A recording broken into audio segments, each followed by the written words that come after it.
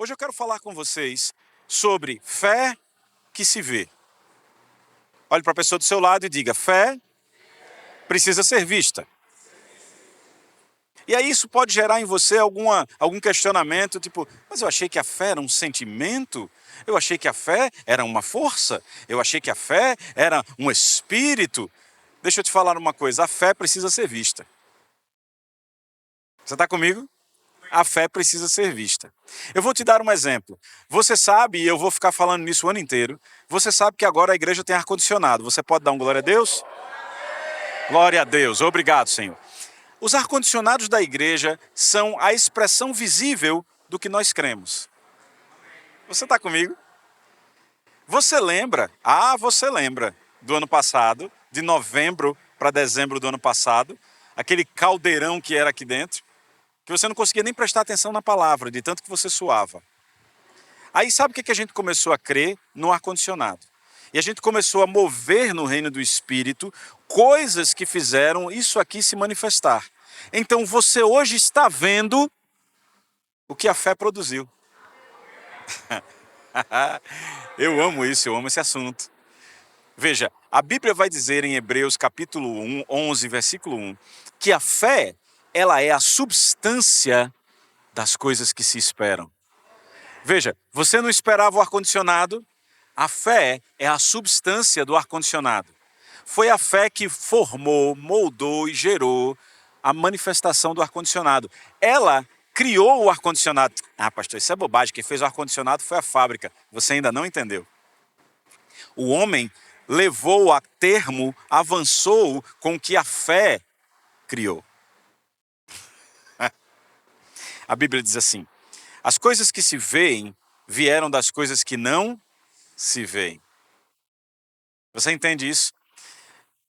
Hebreus capítulo 11. Eu preciso te mostrar isso primeiro, para que a gente avance. Porque nós estamos falando sobre fé que se vê. Hebreus capítulo 11, no versículo 6. De fato, sem fé é impossível agradar a Deus, porque é necessário que aquele que se aproxima de Deus creia que Ele existe e que recompensa os que o buscam. Agora vai para o versículo 3. Hebreus capítulo 11, versículo 3. Pela fé entendemos que o universo, diga o universo foi formado pela palavra de Deus. Você entendeu isso? O universo foi formado pela palavra. Ah, mas é porque ele é Deus e você é filho. E a Bíblia diz que você tem a mesma natureza. E a Bíblia diz em Romanos, no capítulo 12, que ele repartiu a mesma medida de fé. Então a mesma fé que Deus usou para criar o universo, ele deu para você. Exatamente a mesma. Diga, eu tenho a fé de Deus. Alô? Um dia, Jesus estava passando por uma figueira e ele estava com fome. E certamente ele gostava de figos. Diferente de mim que não gosto. Mas ele passando pela figueira, olhou para aquela figueira e salivou, estava com fome. E ele foi lá buscar um fruto. Quando ele chegou lá, a árvore estava completamente frondosa e cheia de folha, mas não tinha uma fruta. Jesus olhou para aquela árvore e disse: ninguém a partir de hoje coma mais nenhum fruto de ti. Ele amaldiçoou a planta, ele amaldiçoou a árvore. Ela não estava dando o fruto que precisava. E ele saiu, seguiu. Ele não ficou fazendo nenhum ritual, nem dançando ao redor da árvore. Não, não. Ele falou. Você está aqui? Ele falou. E foi embora. No caminho de volta, a Bíblia diz que os discípulos ouviram quando ele falou com a árvore. No caminho de volta, a árvore que Jesus tinha falado secou desde a raiz. Estava seca. Pedro, mestre, o líder do sindicato, mestre, a árvore que você amaldiçoou secou. Jesus olha para Pedro e faz: Pedro, tenha fé do tipo de Deus. Ele disse: tenha a fé de Deus. Porque deixa eu te dizer uma coisa, Pedro, todo aquele que crer com o coração e falar com a boca sem duvidar daquilo que fala, ele vai ter tudo o que falar. Alô? Então veja, voltando para o versículo 3, pela fé entendemos que o universo foi formado pela palavra de Deus. Qual é o universo que você tem formado pela sua palavra? O que você tem visto que está fora do que deveria estar, da forma que deveria estar, e você decidiu mudar falando? Aí ele diz, de maneira que o visível, aquilo que eu vejo, veio a existir das coisas que não são visíveis. Voltando ao exemplo, o ar-condicionado primeiro existiu num reino que não se vê. Quando isso começar a entrar de verdade no seu sistema, quando você começar a viver a base disso, você vai ver tudo diferente. Vai se abrir uma nova visão para você e você vai começar a perceber que todas as coisas vieram do reino do Espírito primeiro. E aí tudo muda. Por quê? Porque você entendendo isso, sabe que a fé é o meio através do qual você vai no Espírito e pega para o natural. Está aí. Nós temos uma prova visível da fé. A fé demonstrada. Amém? Hebreus capítulo 4, versículo 12. Vamos começar em Hebreus capítulo 4, versículo 12. Porque a palavra de Deus é viva e eficaz, e mais cortante do que qualquer espada de 2 gumes, e penetra até ao ponto de dividir alma e espírito, juntas e medulas, e é apta para julgar os pensamentos e propósitos do coração. Então a primeira coisa que você precisa entender é que a palavra de Deus, ela não é uma informação. A palavra de Deus é a vida em movimento. A palavra de Deus é a própria vida de Deus atuando. E a Bíblia está dizendo que ela é viva e eficaz. Ela é viva e ativa. Ela realiza uma mudança quando ela é ouvida e praticada. Não tem como ouvir a palavra de Deus praticando e não ver a mudança. Então, quando eu escuto a palavra, essa palavra que é afiada, ela corta onde a percepção humana não percebe, ela corta onde a psicologia não percebe, ela corta onde a medicina não vai, porque a palavra de Deus penetra no interior do homem. E eu não estou desmerecendo nenhuma ciência aqui. Eu mesmo sou fruto de uma terapia bem feita. Fiz terapia, não tem problema não. Quer fazer? Vai lá e faz. É bênção, mas deixa eu dizer, é a palavra de Deus que penetra.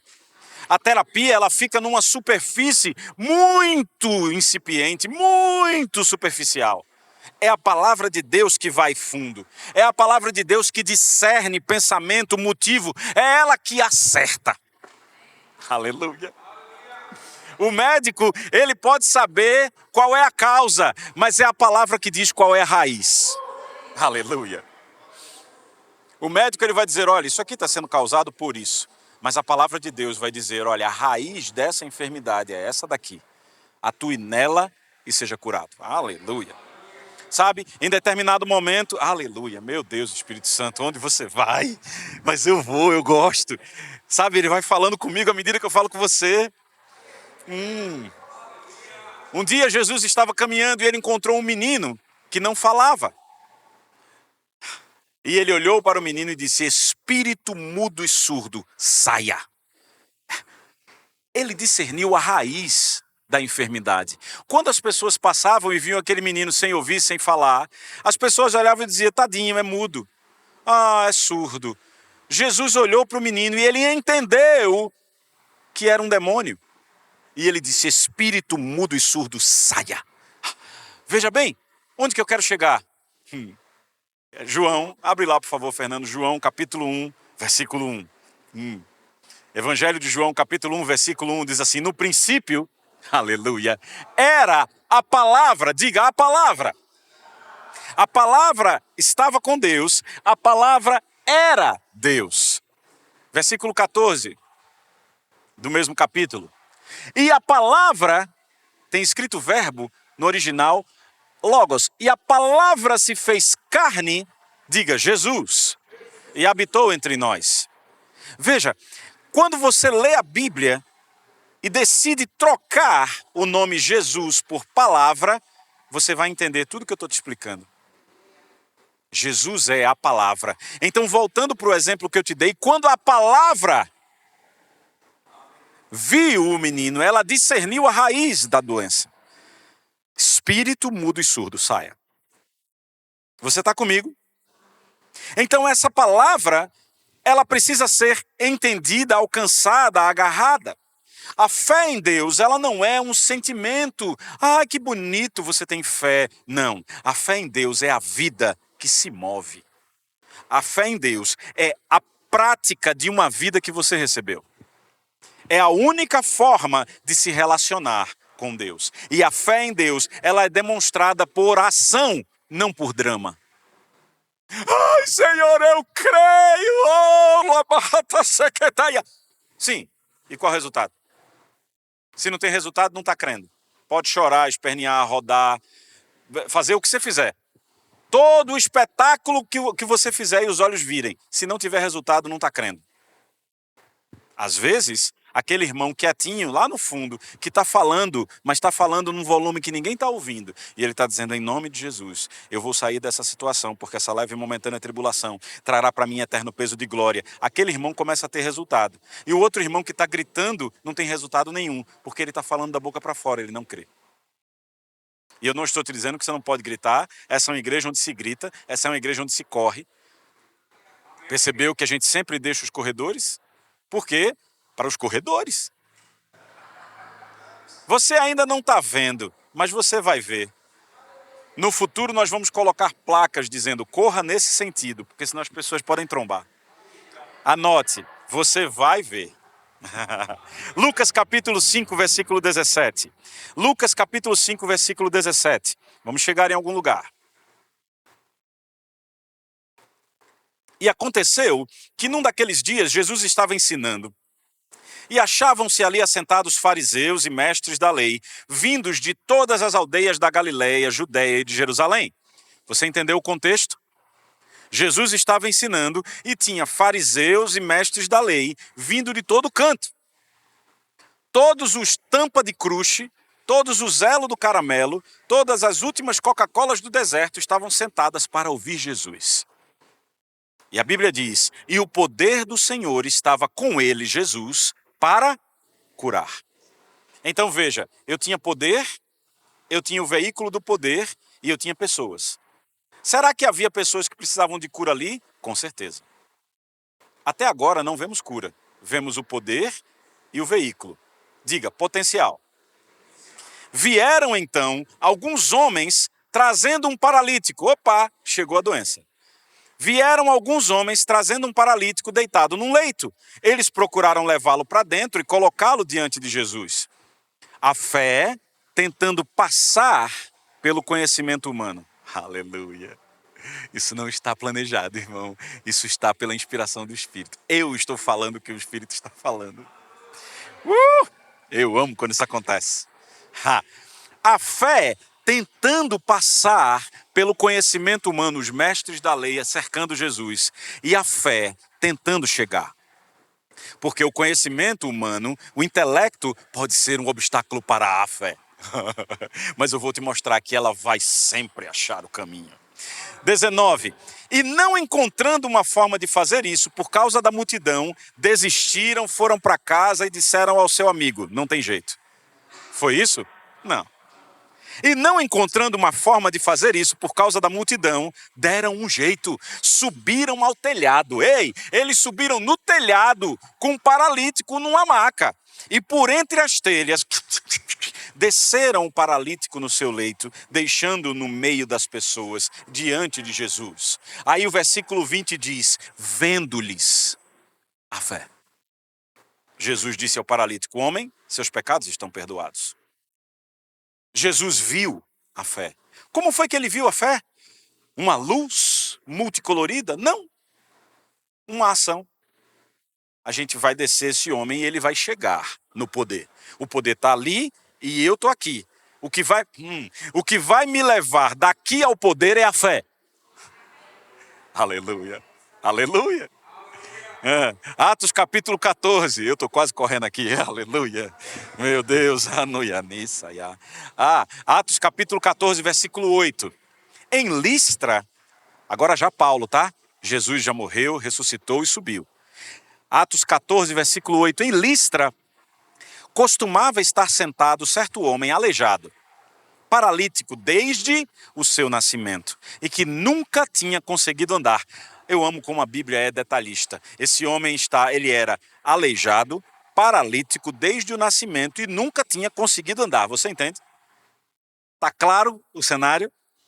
Esse homem ouviu Paulo falar.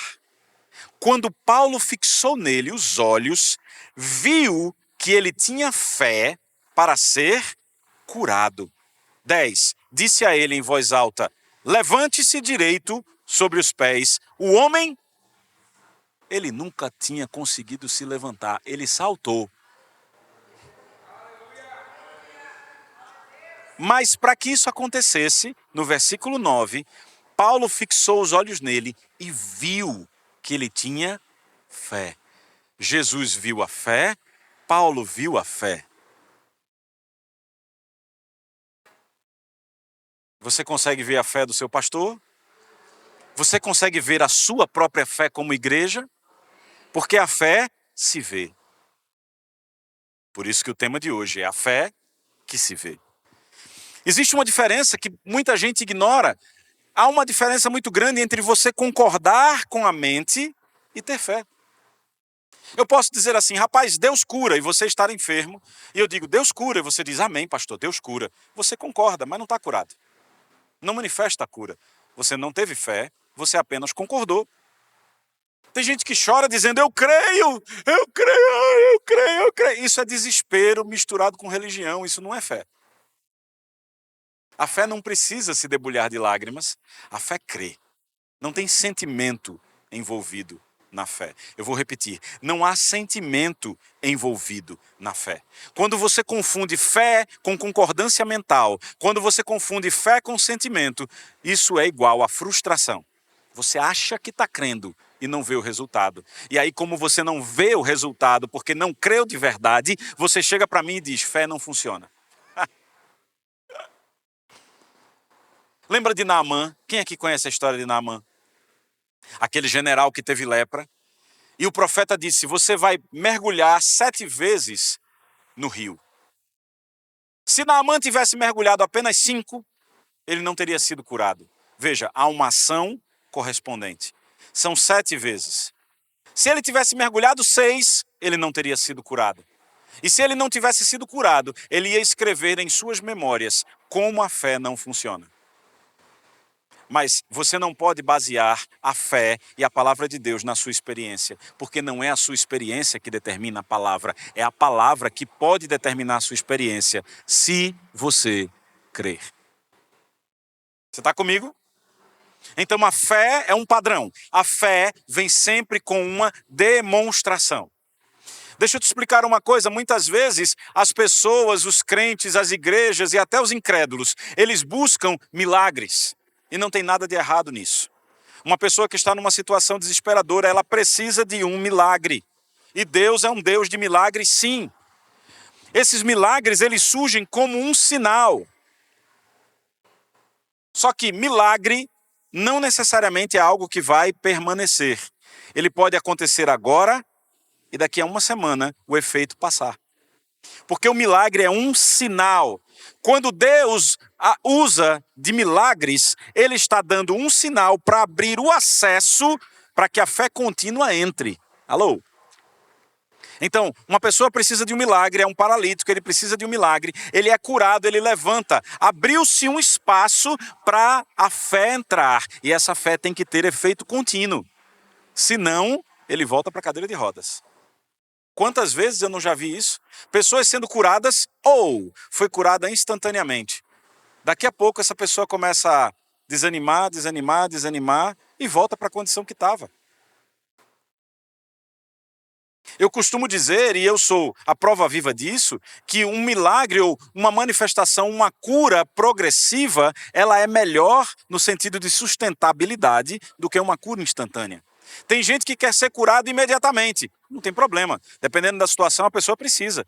Mas, se houver tempo, é melhor trabalhar a cura aqui primeiro e aqui primeiro, para que a manifestação seja duradoura e essa pessoa nunca perca a cura. Então, o sinal, o milagre, ele é uma janela. Por quê? Porque Deus vai aliviar, Deus vai tocar a pessoa, mas Ele está esperando a contraparte. Ele está esperando a ação correspondente àquilo que Ele fez. Ele está esperando que a pessoa tenha decisão. O milagre, ele abre um espaço para que a pessoa decida, para que a pessoa se posicione. Só que o que não é sustentado, quando atacado, cai. Você entendeu isso? O que não tem sustentação, o que não tem uma raiz profunda, quando o vento bate, cai. Lembra dessa história? O homem que construiu a sua casa sobre a areia. E aí o problema volta, não é porque Deus mudou de ideia. Deus é o mesmo. Deus não retrocedeu. A fé é que não foi sustentada. A pessoa é que não pegou. A pessoa foi abalada por qualquer pressão que chegou. O que é que o sinal faz? O sinal que eu chamo é o milagre. O que é que ele faz? Ele remove a pressão por um momento. Eu já tive situações, por exemplo, num dente, que havia uma pressão tão grande que o dente estava doendo. O dente estava doendo. Eu fui na dentista e na hora que ela fez, olha, a gente não vai conseguir fazer esse tratamento agora. A gente vai marcar, mas eu vou apenas tirar a pressão. Aí ela faz um buraquinho no dente. Eu sei, você sentiu. E olha que eu nem fiz o barulho certo. Pronto. Aí ela fez um buraquinho no dente. Aquele buraquinho aliviou a pressão. Mas se você não cuidar, vai perder o dente. Quando você leva uma topada numa unha, as pessoas recomendam que você abra um espaço para que aquilo alivie a pressão. Então o milagre, ele é exatamente isso. Ele é um espaço por onde a pressão esvai, por onde a pressão é liberada suavemente para que você possa tratar. Mas tem que tratar. Tem gente que fica lá, Senhor, me dê, aí Deus dá. Porque Deus é misericordioso. E aí ele vai, faz o que a pessoa precisa fazer, a pessoa faz, ok, obrigado, tchau. Daqui a pouco essa pessoa está padecendo de novo. Deuteronômio capítulo 6, versículo 22. Eu vou te mostrar algo poderoso. Olhe para a pessoa que está do seu lado e diga, eu não tenho pressa. Aleluia. Deuteronômio capítulo 6, versículo 22 diz assim, preste atenção. Diante dos nossos olhos, está aqui, o Senhor fez sinais e maravilhas grandes e terríveis contra o Egito, contra Faraó e toda a sua casa. 23. Ele nos tirou do Egito para nos trazer e nos dar a terra que sob juramento prometeu aos nossos pais. Preste atenção nesse raciocínio. Deixa esse versículo aí, Fernando, por favor, 23. Ele nos tirou para nos trazer. Você entende? Deus não te tirou para você ficar lá. Ele te tirou para te trazer a algum lugar. Então o milagre, ou uma manifestação imediata, ela te tira, mas você precisa chegar em algum lugar. Agora, Fernando, Deuteronômio 9, 23. Você entendeu que Deus tirou para trazer a algum lugar? Porque a vida com Deus ela é sempre dinâmica. Não existe estática com Deus. Deus nunca vai fazer uma coisa para que você a partir dali viva parado só de renda. Não existe renda espiritual. Alô? Não existe renda espiritual. Eu estou vivendo de renda espiritual. Não, você não está. Você está se enganando. No reino do Espírito, a moeda é a fé. E ela está sempre em movimento. Deuteronômio 9, 23. Também quando o Senhor os enviou de Cades Barneia, dizendo, vão e tomem posse da terra que eu lhes dei. Eu fiz uma pesquisa e há mais de 15 ocorrências nesse meio tempo aqui, em que Deus diz assim, vá e tome posse da terra. Vá e tome posse da terra. Lembra do versículo que a gente leu? Ele tirou para trazer. Mas ele não vai tirar você e vai te colocar no resultado. Não. Ele te tira do problema, E ele diz, agora vai você e toma posse do resultado, vai buscar o que é teu. Alô? Você está comigo? Tem muita gente que fica interessada no negativo do que Deus fez. Como assim, pastor? É verdade. Então, assim, você me escuta falar do meu testemunho, não é? Eu digo que eu tive câncer, que tive metástase e tudo mais, mas o meu foco não é nem o câncer nem a metástase. Mas tem gente que fica presa no câncer, curada, mas fica, ai, porque eu tava doente, era tão ruim, irmão. Olha, quando eu estava doente, eu vivia isso, isso, isso. Ô, alô, você está focado no problema. Não, mas veja, é porque eu passei por isso, eu passei por aquilo. Sim, ele te tirou, agora ele quer te trazer a algum lugar. Avança, abençoado. Isso já passou. Uma coisa faço, esquecendo das coisas que para trás ficam, eu prossigo para o alvo, para o que está diante de mim. O prêmio da soberana vocação de Deus em Cristo. Avança. Então, veja só, existe uma falha que pode ser diagnosticada e que explica por que que a fé não pode ser vista às vezes. E eu sei que você quer saber qual é. Eu vou te mostrar onde é que está e eu vou te mostrar como é que funciona. Tem gente que está focado no alívio, mas o coração não está alinhado com Deus. Tem gente que quer o momento, não a comunhão. Tem gente que quer o agora, não o para sempre. Tem gente que quer o benefício imediato, não quer viver a bênção de forma completa. Pastor, imagina, como alguém poderia viver assim? É o que mais tem, irmão. A pessoa está com um problema, por exemplo, financeiro, e ela ora para que Deus pague as contas dela. Está errado, irmão. Você precisa orar para ter abundância para toda generosidade. Não para Deus pagar a tua conta, porque a conta é uma coisa, e deixa eu te dizer, se tem uma coisa que se renova a cada manhã é boleto. As misericórdias do Senhor se renovam a cada manhã, mas os boletos do mundo se renovam a cada mês, é uma coisa impressionante. E agora que tem esse sistema dos bancos que te avisa quando alguém emite um boleto contra tu, rapaz, pela madrugada, você está em casa, rapaz, a má notícia chega, mas ela chega a galope. Um boleto foi emitido no seu CPF, eu não quero saber disso, eu já sei, no dia de pagar eu vejo. Infeliz, para quem fica me avisando isso? Você está comigo? Toda vez chega nas notificações, eu tenho que desligar aquele negócio. Aquilo gera cortisol, gera estresse pela madrugada. Não quero saber não. Eu já sei o que eu tenho que pagar. Você está comigo?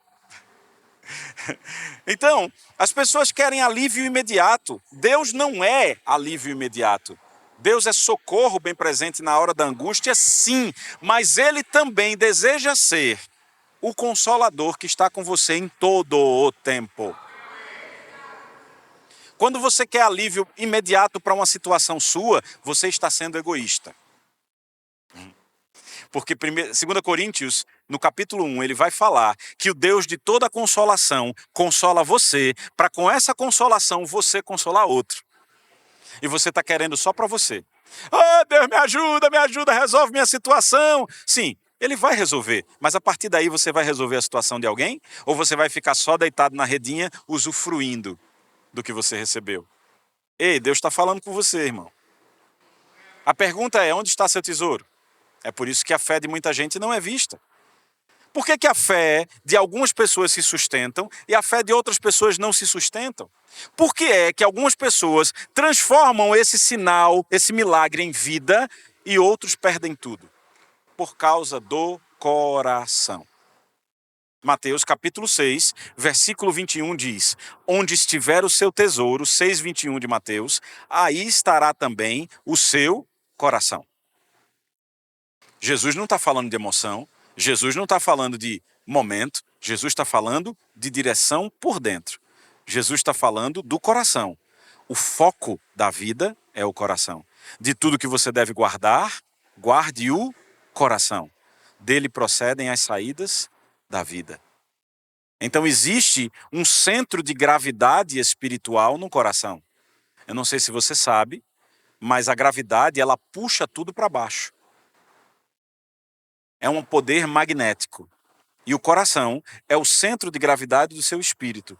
Ele atrai o que precisa ser atraído. Mas se o seu coração não está alinhado com o Senhor, você não vai conseguir atrair para dentro de si o que precisa para ter isso constantemente. A sua mente pode atrair alguma coisa para um momento breve, mas Deus quer que seu coração atraia para uma convivência, para uma comunhão. Então, você precisa ter um diagnóstico. Onde está seu coração? A Bíblia diz que onde está o seu coração, aí está o seu tesouro. Onde está o seu coração? Onde é colocado o que é precioso para você? Na sua casa, no seu negócio, nos seus bens, nas férias que você vai ter, no medo. Tem coração que se move para lá, para o medo. Tem gente que faz coisas baseado no medo. Deixa eu te dizer, toda ação motivada por medo, ela vai resultar em morte. Vou repetir. Toda ação que é motivada por medo resulta em morte. Tem gente, irmão, que vai crer só com a boca e vai investir o tesouro em outras coisas. E eu nem estou falando de dinheiro. Eu estou falando do coração, daquilo que você tem por dentro, que é você de verdade. Sabe? Você está numa igreja que abre todo domingo e toda quinta-feira para você. Você não está aqui fazendo um favor para mim como pastor, nem fazendo um favor para Deus. Você está aqui porque você entende que o seu tesouro, que está no seu coração, é a presença do Senhor. É estar em comunhão com Deus. Por isso você vem. Você não vem para aliviar uma pressão psicológica, irmão. Ainda que às vezes você possa vir assim, ainda que você possa ter vindo a primeira vez assim, mas isso não pode ser constante. A lógica é a mesma. Eu vim porque eu estava numa pressão danada, e aí eu cheguei na igreja e fui lá no Verbo da Vida e me aliviei. Tá, e a partir daí? Acabou? Agora você só vem para o pessoal não achar que você veio e foi embora? Não faça isso. Seja constante, porque Deus é constante. Você está comigo? Então, eu quero te ensinar uma coisa que é importante e que talvez você nunca tenha visto na Bíblia, mas acompanhe, a gente vai chegar em algum lugar. Olha para a pessoa que está do seu lado e diga, eu não tenho pressa. Acho que você está entendendo o recado, né? Porque eu não tenho pressa. A gente vai até o fim. Você está comigo? Está animado? O mundo espiritual, ele responde à fé demonstrada. O mundo espiritual, ele não responde a se uma causa está certa ou errada. Ele vai responder à fé demonstrada. Como assim? A fé, irmãos, é uma lei espiritual e a lei funciona independentemente de quem usa. Vou repetir. Lei funciona independentemente de quem usa. A lei da gravidade vai funcionar para a criança, para o idoso, para o rico, para o pobre. Se eu pular daqui de mau jeito, eu vou me estribuchar no chão. Porque a lei é a lei. E aí, o que choca muitas vezes é que as pessoas elas pensam assim, eu estou certo, então Deus tem que me responder.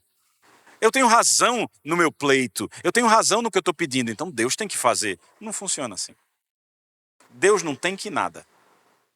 Para começar, Deus é Deus.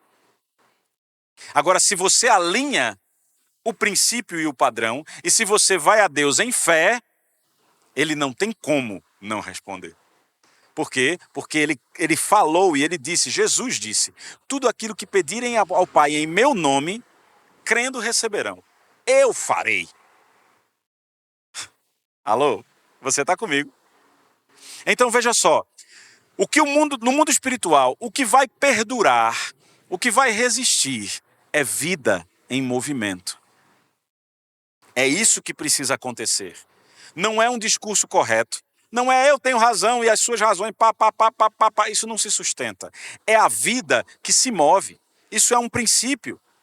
Não é o objeto, é a fé que representa. Você veio aqui domingo passado e nós ceamos. E você pegou o cálice e pegou o pão. Mas não é o cálice, não é o pão. É a fé no que aquilo representa que muda na tua vida. Você entendeu isso? Quando você toma do cálice, você entende que o sangue de Jesus te limpa, te purifica, te protege, te guarda. E aí não é o suco de uva que você está tomando, é a fé nisso. Sabe, existem igrejas e religiões que dizem que quando você está comendo o pão, naquele momento, aquele pão vira o corpo de Jesus. Não tem como, irmão. Não tem como. Transubstanciação, esquece isso. Quando você come o pão, Não é o pão de fato que importa. Você podia estar comendo um pedaço de maçã. Você está ouvindo? Podia comer o que quisesse. É a fé no que aquilo representa. Aquilo é um ponto de contato na sua vida. E aí, quando você come o pão, você lembra que o corpo de Jesus foi entregue para que o seu corpo não tivesse doença. E a fé nisso muda a sua realidade. Eu vou te mostrar isso. 2 Reis 3, 26, na nova versão transformadora.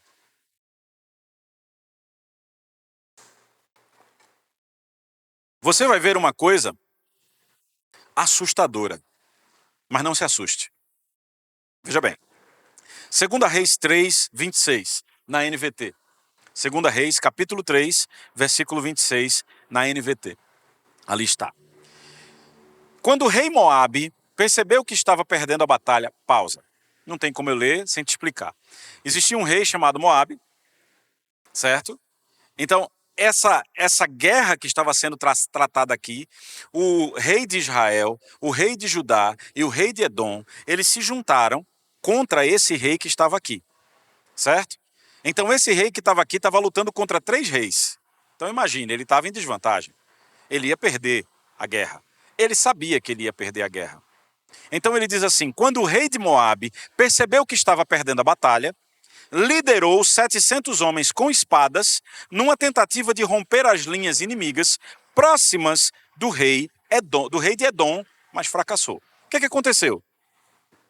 Tinha 3 reis. Ele traçou uma estratégia e ele disse, esse exército aqui é mais fraco do que os outros 2. Eu vou por esse caminho aqui. Pegou 700 homens e foi. Começou a morrer todo mundo. A Bíblia diz que ele fracassou. Veja o que ele fez. Versículo 27. Então o rei de Moabe pegou o seu filho mais velho, presta atenção. Ele pegou o filho mais velho, que deveria sucedê-lo, e ofereceu como holocausto sobre o muro da cidade. Este homem matou o filho. Você leu? Ele pegou o homem, colocou o homem num altar e queimou. Matou e queimou. Na verdade, primeiro ele matou, não diz que ele queimou, mas ele matou. Matou o filho, ofereceu o filho. E deixa eu te dizer, no mundo antigo, no mundo que essa situação acontece, isso aqui era uma arma nuclear, irmão. Sacrifício humano era uma coisa que qualquer povo e qualquer Deus, qualquer religião, entendia que aquilo era o ato mais desesperado que havia, sacrifício humano. O rei matou o próprio filho no muro. Você acha que para fazer uma coisa dessa, esse homem tinha fé ou não? Eu quero que você entenda, ele não está matando o filho em cima do muro só para mostrar o filho morto, não. O que ele está fazendo aqui é um ato de sacrifício. Ele tinha um Deus e ele sacrificou o filho a esse Deus. Você entendeu? Ele olhou aquilo e ele entendeu que aquela saída militar não tinha funcionado. E aí na mente desse rei, que se chamava Mesa, na mente desse rei, os deuses estavam com raiva dele. E ele sacrifica o filho para que os reis se acalmem. E aí veja só, esse sacrifício que ele fez, ele tem que ter feito em fé. Você concorda comigo? Porque matar o próprio filho que ia sucedê-lo. E qual foi o resultado? Por isso, houve grande ira contra Israel. Contra o inimigo dele, Israel. E os israelitas se retiraram e voltaram para a sua terra. Você entendeu? O povo de Deus perdeu a guerra. Porque esse homem matou o próprio filho em sacrifício a um Deus que não era Jeová. Mas eu não estou entendendo, pastor, onde é que o senhor quer chegar? Você vai entender o que foi que eu te disse. Que no reino espiritual, o que funciona é a lei espiritual da fé. A fé num Deus pagão, funciona do mesmo jeito, irmão. Por isso que Jesus disse, tenha fé em Deus. Tenha fé no Deus Todo-Poderoso, Criador do céu e da terra. Algo muda no ambiente, a batalha é alterada, porque aquele homem ofereceu o próprio filho em sacrifício. Um ato de fé afetou toda a batalha, mesmo não tendo sido a fé em Deus. Significa que Deus concordava com isso? Não. Você precisa conhecer o caráter de Deus. Deus não concordava com a morte daquele rapaz. Só que existem certas coisas que são inevitáveis. Um ato de fé, ele vai ter o seu resultado. Você entende isso? Então a fé em Deus, ela é demonstrada com a mesma clareza. Só que, muitas vezes, os crentes, filhos de Deus, nascidos de novo, não têm esse tipo de fé que esse rei teve, de oferecer o próprio filho. E eu não estou dizendo que você tem que oferecer seu filho. Eu tenho que dizer que você tem que ter essa clareza de fé. É por isso que, às vezes, alguém de fora do corpo de Cristo ocupa um lugar que deveria estar sendo ocupado por um crente. Deixa eu te dizer uma coisa. Você deveria estar ocupando os melhores cargos. Era você. Se ainda não é você ocupando os melhores cargos, significa que as coisas não estão alinhadas como Deus quer. Porque quem tem o espírito de excelência é você que é filho. Quem tem o espírito da fé é você que é filho. Só que às vezes o mundo lá fora está colocando mais força na lei da fé do que você. Daqui de dentro. E não é certo que seja assim. Para nós começarmos a encerrar, eu preciso te mostrar a parte prática. Como é que você manifesta isso? Como é que você alinha para que o suporte do céu chegue? Como é que isso funciona? Marcos capítulo 16, versículo 17. Marcos 16, 17. Estes sinais acompanharão aqueles que creem. Em meu nome expulsarão demônios, falarão novas línguas, pegarão em serpentes, e se beberem alguma coisa mortífera, não lhes fará mal. Se impuserem as mãos sobre enfermos, eles ficarão curados. 20. E eles foram, preste atenção, e pregaram por toda parte palavra, cooperando com eles o Senhor e confirmando a palavra por meio de sinais. Então isso aqui é a fé que se vê. Eles pregavam e o Senhor cooperava, os sinais surgiam. Lá em Atos, a Bíblia diz que Paulo e Barnabé ficaram bastante tempo em Icônio, falando ousadamente no Senhor, e o Senhor confirmava a palavra, concedendo sinais e prodígios. Ou seja, a confirmação, a expressão, a fé que se vê, ela é garantida por Deus. Como é, pelo amor de Deus, pastor, que eu faço isso? Como é que eu resolvo essa situação? Primeiro, a fé que se vê, ela depende de você alinhar o seu coração. Então acompanhe, eu estou te dando a parte prática. A fé que se vê, ela começa com decisões que são visíveis. A fé, ela não é o que você sente no culto, é o que você faz depois do culto. Vou repetir, a fé não é aquilo que você sente aqui no domingo, é o que você pratica amanhã, na sua vida lá fora, na segunda-feira. Você entende isso? Se a sua fé ela está alinhada, se o seu coração está alinhado, vai produzir mudanças de rotas. Você vai começar a tomar ações, porque você creu daquele jeito. Você vai mudar as suas prioridades. Você vai realinhar os hábitos da sua vida. Porque uma fé precisa ter uma ação correspondente. A sua fé real, a fé que se vê, ela afeta a sua agenda. Você está comigo? Ela aparece no que você consome, tanto alimento quanto o que você ouve, o que você vê. A sua fé, ela precisa ser demonstrada nos seus hábitos, nas suas rotinas. O que é que você está consumindo? O que é que você está botando para dentro? A sua fé, ela aparece nisso. No que é que você está meditando? Na palavra de Deus ou nos problemas? Na palavra de Deus ou nas circunstâncias? A fé aparece nas suas companhias. Com quem você está andando? Diz-me com quem andas e eu vou te dizer se eu vou contigo.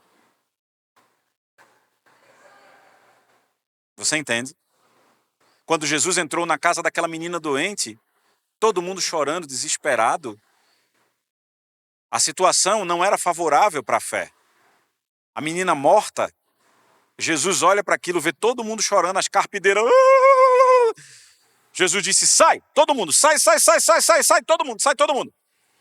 Fica só esses meus aqui e o pai, tá bom. Por quê? Porque a fé, ela vai determinar com quem você está andando.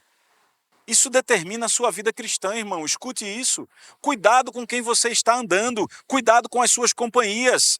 Tem coisas que aos olhos do homem parecem boas, mas o fim leva à morte. A fé muda a forma como você fala. Você não fala mais o problema, você começa a declarar a solução, você começa a declarar a verdade. E veja, a fé não nega o fato, ela submete o fato à palavra.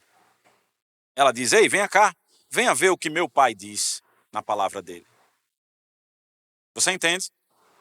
Eu já disse e continuo repetindo, eu consigo saber onde você está espiritualmente conversando com você 5 minutos. Não tente esconder, eu sei. Não tem como esconder, porque a boca vai falar do que o coração. Então a fé que se vê, ela ajusta a linguagem.